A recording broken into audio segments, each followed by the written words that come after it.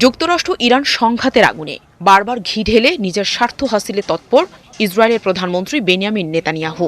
যদিও তাকে বেশ কয়েকবার থামানোর চেষ্টা করেছেন মার্কিন প্রেসিডেন্ট ডোনাল্ড ট্রাম্প, কিন্তু কিছুতেই থামানো যাচ্ছে না ইসরায়েলের প্রধানমন্ত্রীকে।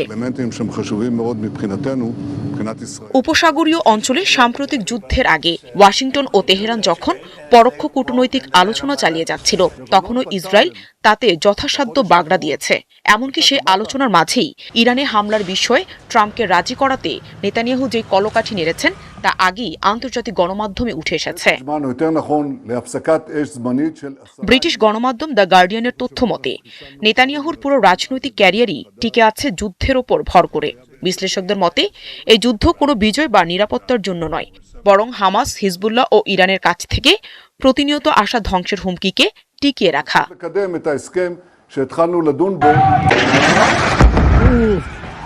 বিশ্লেষকদের মতে বর্তমানে অভ্যন্তরীণ রাজনৈতিক চাপে রয়েছেন নেতানিয়াহু।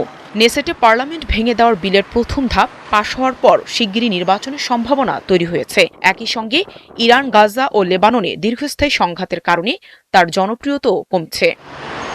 অন্যদিকে হরমুজ প্রণালী বন্ধ করে বৈশ্বিক তেল বাণিজ্যের একটি বড় অংশের ওপর চাপ সৃষ্টি করেছে ইরান। এতে আন্তর্জাতিক জ্বালানি বাজার অস্থির হয়ে উঠেছে এবং যুক্তরাষ্ট্র অর্থনৈতিক চাপের মুখে পড়েছে।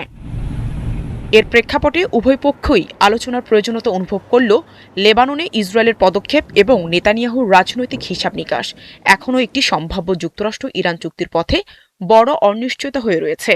তবে বিশ্লেষকদের মতে সামনে সম্ভাব্য নির্বাচনের কারণে নেতানিয়াহু নিজেকে এখনও নিরাপত্তার রক্ষক হিসেবে তুলে ধরতে চাইছেন। হামাস, হিজবুল্লাহ ও ইরানের বিরুদ্ধে অভিযানের মাধ্যমে রাজনৈতিক সুবিধা আদায়ের চেষ্টা করছেন তিনি।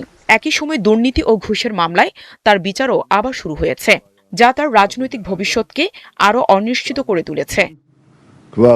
নাহিদা রিন্থি, ৭১।